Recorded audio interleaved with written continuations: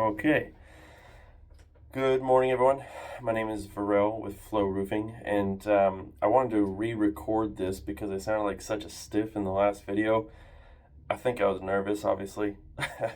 I want to basically introduce myself and the company, our perspective and approach to roofing, because there's unfortunately a bunch of variety of approaches, and it should be a lot more consistent, I feel like. Your time is valuable. I consider it an honor for you to be considering going with the flow, and you certainly don't have to choose our company if you don't feel like we're the right match. But I want to share a little bit about our perspective, our standards. I have about 6 pillars that I believe the company stands on, major ones, and they all kind of intersect. They all flow together, and with that, everything comes back to the beginning. Roofing in general, the industry standard right now, is seen as more of a top-down trade, right? Everyone tears off the top of the roof and they re-roof it. But where the name flow comes from is literally air needing to flow through your attic space. Pretty simple. It's built into the building code. There's a standard ratio of 1 to 300 and an international standard, go figure, of double that, which sounds like half. It's 1 to 150, but it's actually double the amount. And you can get more, but too much ventilation can also be a net negative on the building structure. It really depends on the system, the architecture of the roof itself. And so I no longer have time, unfortunately, to meet every single one of you. And so I want to record this so that we could all be on the same page. And I've tried to hand select the best individuals I could find, not necessarily on just experience. I wanted to find the people that you're interacting with through Flow the best at caring. I think that the care factor in home services in general is something that has always been lacking, and it was the lowest barrier to entry when I first got in there back in 2017, where I was really unimpressed by the communication, which is one of our pillars. Workmanship is another pillar. There's material differences. Ventilation plays into that, and then warranty is a part of it as well. Maintenance being the last aspect of it, we'll talk about later. But ultimately, your investment, whether it be some small gutter cleaning request or a full replacement, is not a cheap expense. No one wants to do it, but we have to protect our homes, right? Our properties are assets to our future, and we need to invest into that future, like education, right? You wouldn't take your car and drive 100,000 miles. I don't know, I can't speak to electric or Tesla or anything, but if you had a gas or diesel vehicle, you are maintaining that bad boy in every 5 to 10,000 miles, right? Plus tune-ups and major services, 30 to 50,000 miles, hopefully, if you're on it. If you want to get the best ROI, the best return on the investment for that vehicle. And so, I don't know about anyone, but we've invested in this small diesel fleet, and diesels, in my expectation, are a 250,000 to a 500,000 mile vehicle.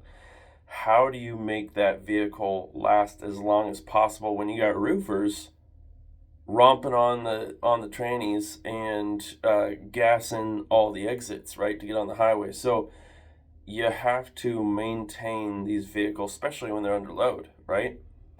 I'm from Florence, down on the coast, and there we lived in a spruce temperate rainforest that probably rained literal tons of needles every single year. And your roof is the asset to your asset. It is the thing that protects you, keeps you dry at night.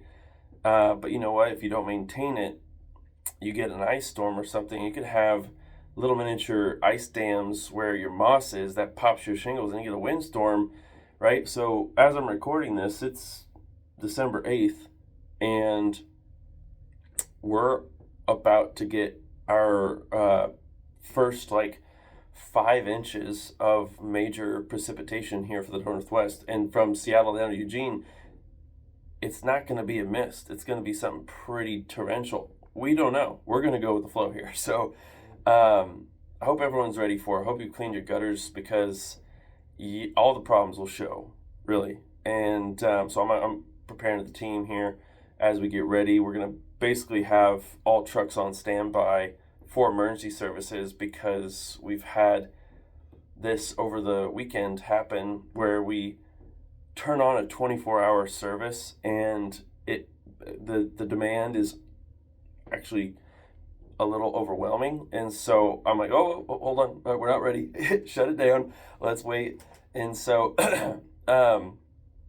with any roofing project, again, sorry to ramble, respecting your time,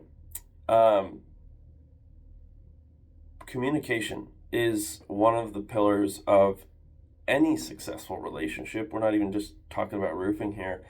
I'm not a dating coach by any means, but if you want to have a good relationship with your mom, your dad, your partner, your significant other, your sister, your brother, your kids, you have to communicate the expectations.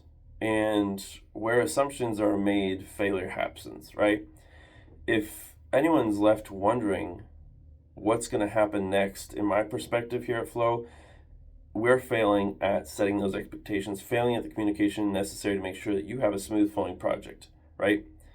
We are a very middle ground priced company. So when it comes down to it, Flow is a roofing wholesaler, if that makes sense. What we're trying to accomplish is being a subcontractor for major companies that allows us to bulk our labor, bulk the materials in a way where we can pass the savings down to our residential clients.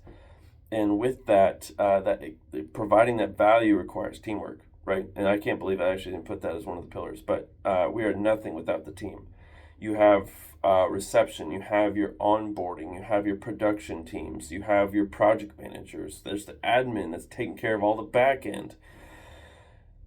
And we still have major goals, and in the next 12 months, 2026 is probably going to be the most exciting year we've ever had. And I thought 2024 couldn't be topped, and 2025 topped it. I'm like, whoa.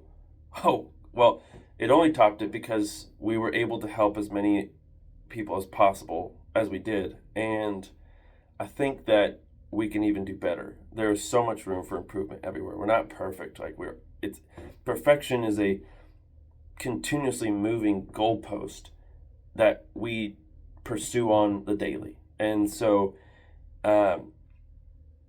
thank you again for your time and considering with whatever we've got going on. We don't assume that we deserve to work with anyone.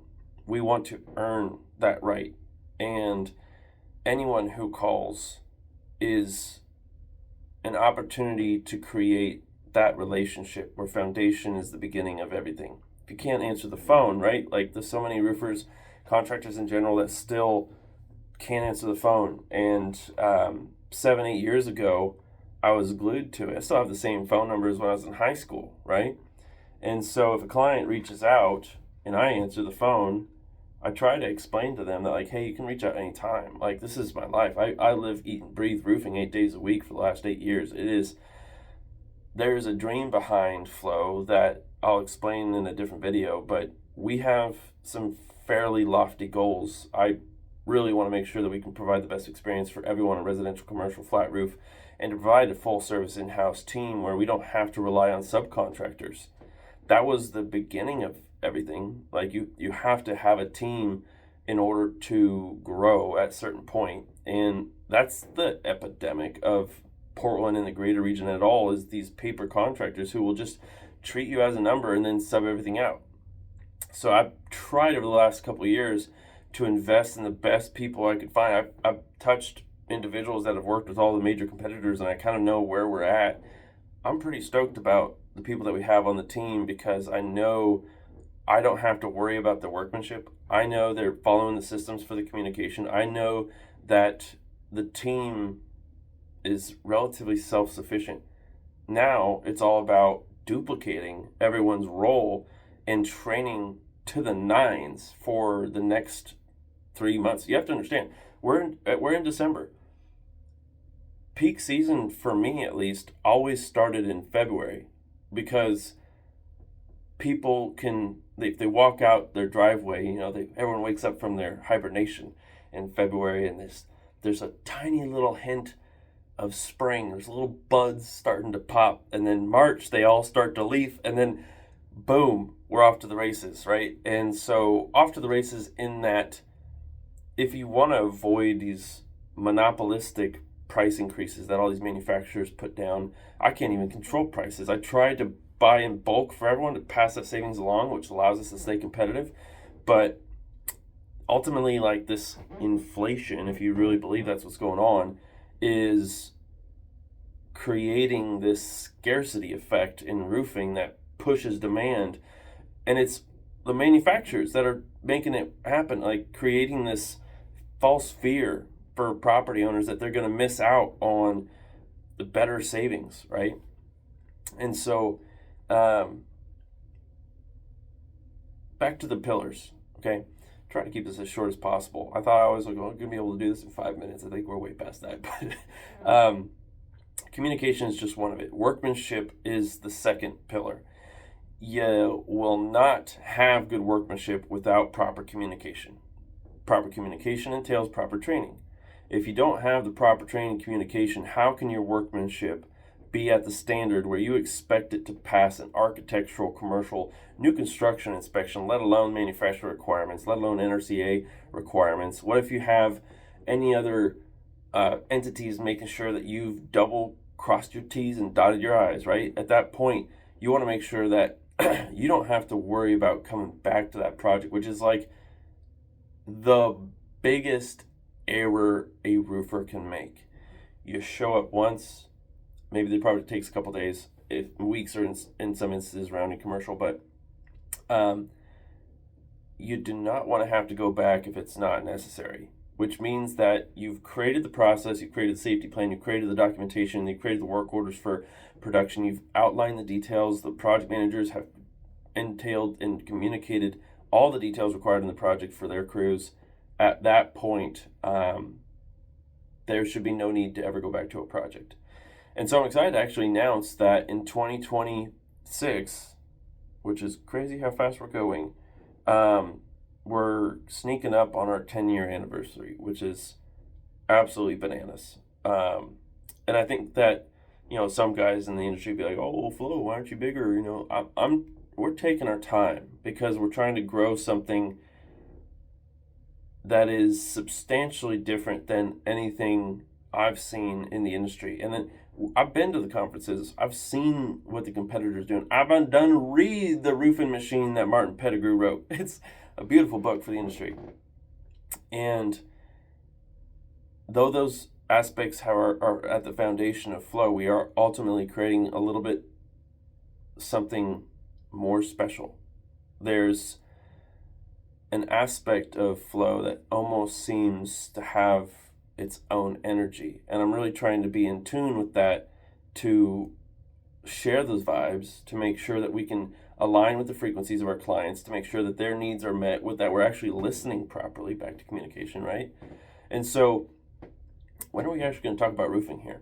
The workmanship matters, right? So we got the doghouse that sits out in front of the shop, and in that is what's called an emerald premium detail. It's basically ice and water to the nines. You're stripping in your drip, you're stripping in your rake, you're stripping in your valley, and you're wrapping ice and water up the walls. Not too many people, if any, will ever register emerald premium warranty. It's a little excessive for most people. It covers a little more workmanship. It has an extended warranty. Now, warranty is the other pillar. Our standard warranty, 10 years on steep slope, is for every single system we install. 5 years on low slope, 5 years on gutters, unless you go with an Everest system. The Everest gives you lifetime everything. flat roof as well will also give you a 20-year minimum if you use 60 mil plus, or 30 years if you use an 80 mil, but not too many people even have that in the residential world. There are those applications when they are applied. But for the commercial space, it's a completely separate conversation. For most people, they don't have TPO or PVC flat roofs, and so keeping it simple, the workmanship ties into the products you use. It doesn't matter how fancy your product is or how affordable your product was. If you don't have good workmanship, it will leak, right? And so again, distilling the lessons I've learned now over the last 8 years, having done thousands of projects, having seen a lot of custom architecture, custom detail woodwork around Portland, the siding details drive you crazy when you have cedar with 10 layers of paint on it, or asbestos concrete tile, or shiplap cedar. You just name it. There's so many different products out there. And on these old 1800s, 1900s buildings, it's original, right? And you do not want to create more issues. And so creating the systems and processes that allow us to go in and duplicate success by taking our time. We call it going slow so we can go smooth, because smooth is fast. Low and slow is how we flow. And with these lessons that we've created systems with, we've been able to create processes that are relatively smooth in nature, that allow these projects to flow. So that way you can have peace of mind knowing that everything was done for a reason, right? We should never be leaving properties messy. We should never be leaving properties exposed. We only tear off what we can dry in. You can roof all year long if you know what you're doing, right? And so communication's one of the pillars. Workmanship, absolutely top 3. Material is the other top 3. But I have more that are just as important, but they're not like the top 2. I think communication and workmanship will get you probably to the top 90% of any trade, because you can set expectations, and if you do a job well done, people will praise you enough that I have a reason to believe that that's probably the foundation of almost every successful business, is do what you say what you do, right? And so the third is going to be your material. Your material quality is across the board. It varies. And so we've got economy systems for folks that system is appropriate for. And then we've got the higher return on investment, the better, longer lasting products, aka malarkey, for those people that understand the value and the return on going for something that will last. And there's tiers to that even. And this is not the video to help walk you through our proposals, but we try to provide a menu for people because, very few restaurants, even bars, don't have just 3 items on the menu, right? You've got a drink menu, you've got the wine menu, you've got the appetizers, and then you've got the entrees. Maybe there's some salads, there's some burgers, there's some steaks, right? And there's something for everyone, I believe. And I do come from food industry. After I got my biology degree, it was interesting to see the crossover from pizza into roofing, and the service required and the communication is all very similar. Just, you're not cooking up pepperonis, you're cooking up roofs. So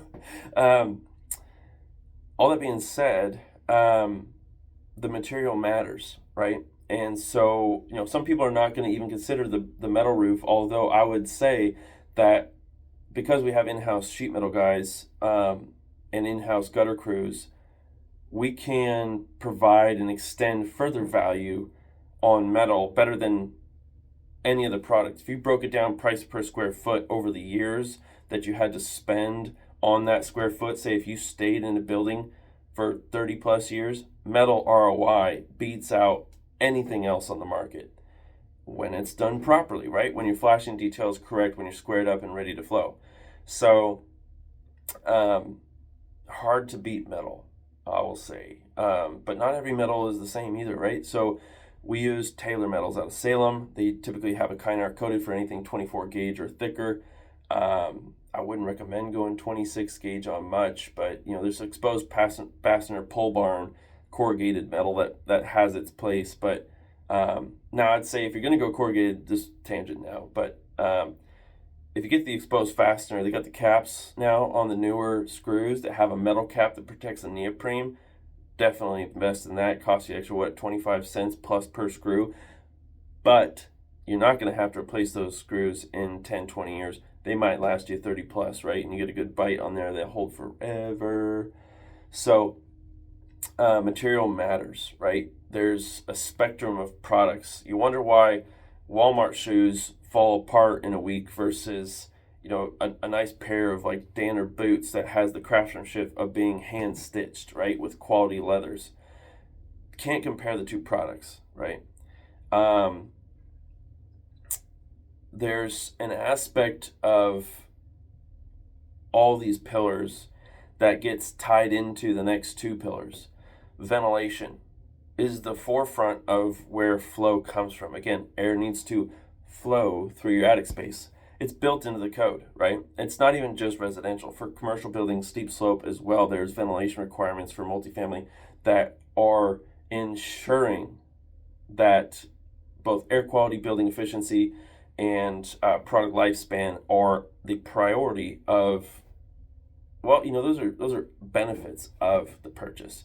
But if your roofing contractor understands why you're even shopping for what you are shopping for with relation to a roof, then they understand that those three tie in.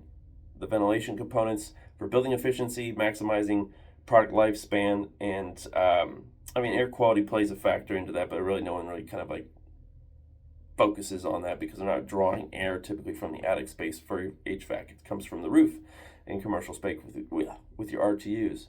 So all this is tied into a degree of fluid dynamics that I don't want to bore people with, but hot air rises, which is simple. Everyone learned that in elementary school. Pressure moves from high to low, okay? So depending on the components that you use, whether it be mechanical or passive via an attic fan or a ridge vent on steep slope, I need to maybe explain as well that a ridge vent is so much more superior than a box vent or an RVO, the turtle vents that you see so much everywhere. And the reason why those are popular is because they're most affordable. It's a builder grade product. If you are living in a tract home anywhere in the States, you understand that you probably got a basic house with basic materials. I would say that even some of these upper 500 to 900,000 level tracks are not featuring the Cadillac of roofs, which is going to optimize for the lifespan. It's going to optimize for building efficiency. It's going to optimize for airflow. None of those things. The box vents only act as a penetration that allows X amount of air to flow through it, not designed to promote air to flow through it. It's protecting the house from water intrusion, but it's not optimizing for airflow. It's simply relying on the high to low pressures and the thermodynamics of the air to work its way through the attic space, whereas a ridge vent uses the Bernoulli equation if it's designed right. And again, not all products are the same. Ridge vents are not all the same. And so the ridge vent, if you get a nice enough one, will feature these baffles, these little wings on either side of the ridge.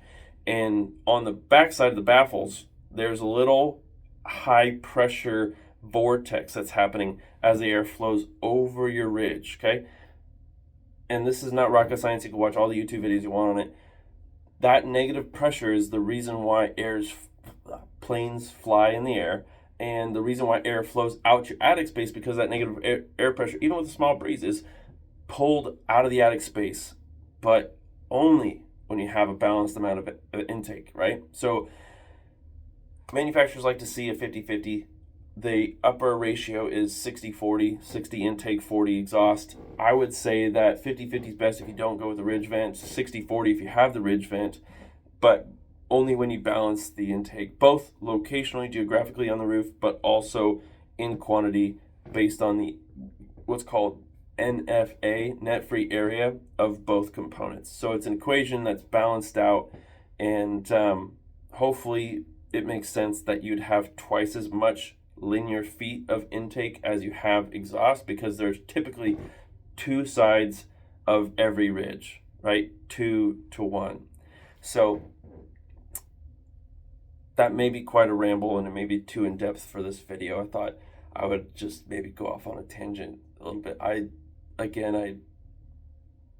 eat, breathe roofs too much, I guess. But ventilation is one of those key pillars. Now, the other thing that ties in all the other components of your system is how to ensure that this investment lasts as long as possible. How do you make even your current system last as long as possible? Half of you guys don't want to replace the roof. No one wants to replace the roof. They're stupid expensive, right? You maintain it. You want to maintain the system. Doesn't matter if it's metal, membrane, or shingle. You want to make sure you get the best bang for your buck. If you take care of your things, they last longer. Is that a false statement? I don't know. If you have a gas vehicle, I think we said this in the beginning again. If you have a gas vehicle, you're used to getting your oil changes every 4 to 10,000 miles, depending on the vehicles, to ensure you get the best ROI on the investment. I don't recommend buying new. Let the thing roll for 20,000 miles. Then you buy it year old. You get the best bang for your buck on a vehicle that's going to last the longest. This is the way, at least our strategy. I would never buy new. You can maximize the appreciation on the thing, but if you want to get the best ROI on your budget, you typically go for the 1 year old. You got one owner, good maintenance records, and at that point, you wouldn't do that with the roof. You obviously want a new roof, but vehicles are a different story.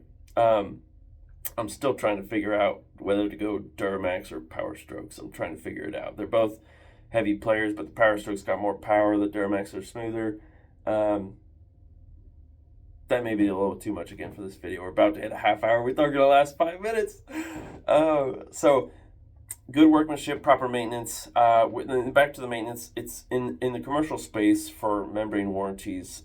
It's a requirement, right? So if you want to keep your NDL, if you want the manufacturer to stand by the product, they expect you to keep annual maintenance records. And with those annual maintenance records, you're going to have the ability to stay on issues before they happen, right? So we call it preventative maintenance, okay? So the difference between preventative maintenance and what's called deferred maintenance is, let's say you've never done maintenance for 20 years, right? And you come out and you say, hey, Flo, come take a look at my roof, right? Deferred maintenance is going to be, well, you've never maintained your roof, you've got all these issues. In order for us to get you on a preventative maintenance schedule, deferred maintenance is, well, we have to do X amount of repairs to even get it up to a maintainable state. The thing's failing. If you don't want to replace it, these are the repairs we have to do to get her back up to speed. And that's going to cost a little bit, right? But the preventative maintenance is basically, how can I make sure that I get a 20-year system to last 30 years, okay? So maintenance plays into your warranties. And the best warranty, I believe, and always have, is the warranty you never need. And the best warranty for any roofing system is good workmanship, right? So it all plays in. I would say if you have a less than premium product that you can get the best ROI out of the purchase by proper maintenance, by maintaining that thing to make sure she's staying lickety clean. So in the Pacific Northwest, we get a little thing called rain here, and I call it liquid sunshine because it's kind of a blessing for the industry in a lot of ways. But this liquid sunshine comes down from the sky, and it can be a blessing and a curse for you. I like to sleep good at night. I like to sleep good because I like my clients to sleep good, which means we do a job done right the first time. And with that, I understand that these investments are relatively overwhelming. It's like we got thousands of products to choose from. We got thousands of installers to choose from. Who do we go with, right? So warranty all falls back onto a company's experience. And I get the blessing of pulling everything that I've learned from the commercial space down to my resi guys, my homeowners, and trying to give them the best ROI again, giving them the volume discounts that we're able to get from our distributors to give you guys the best return on your investment possible with peace of mind, knowing that flow's going to be there if there's anything that goes wrong. I've eaten repairs that weren't even workmanship related just because I know that we're a relatively young company. 8 years is not that long in the industry. There's companies out there that are no longer family owned, unfortunately, in the industry around Portland. There's a private equity epidemic that's acquired a lot of these, quote, family owned companies now that pretend to be family owned and once were great family owned companies now that are tainted by the private equity boys that are coming in there and treating you like a damn number. It's irritating. So frustrating. So this all ties into your property's requirements and the architecture of the roof. Every roof is different. Even if you're in a track, there's so many nuances we found in how buildings were even built. The same damn blueprints, they're all different. We've seen drywall used as plywood before. It's crazy. And so with that, you don't have to go with the flow if you don't want to. But understand that what I'm trying to create here is resilience to the fluctuations in an industry that has had a lot of bad players, that have had a lot of people that feel like they know what they're doing, but may not understand all the details that goes into protecting your property with the very best.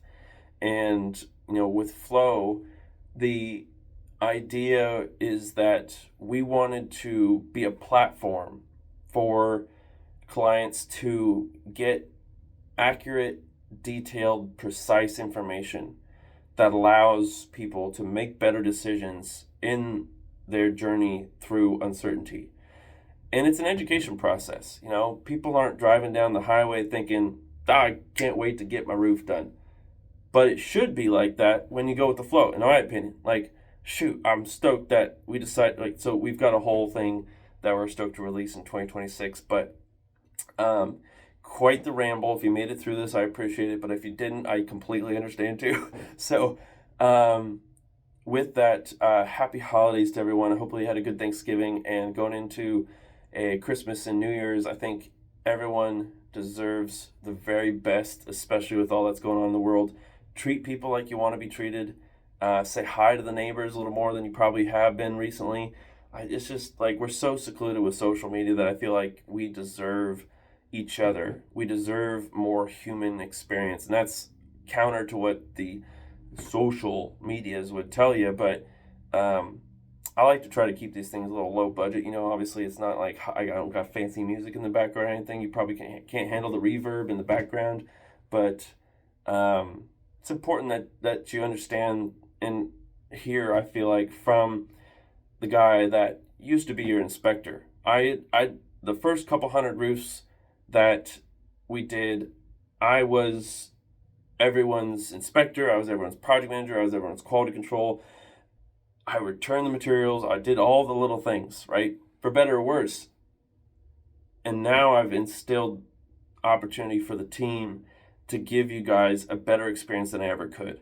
Because now we can be more places at once, we can cover more ground, we can have better training, we can rely on each other, we can flow together so that we can grow together. And so with that, there's so many more things I could cover, I want to go over. I got a list of things after just this video that I would like to talk about, but not everyone has a membrane roof, not everyone has a flat roof, not everyone needs metal or wants metal, but there's a lot of detail that we'll get to one step at a time. So thanks again for tuning in, and like always, I guess we will catch you on the next one.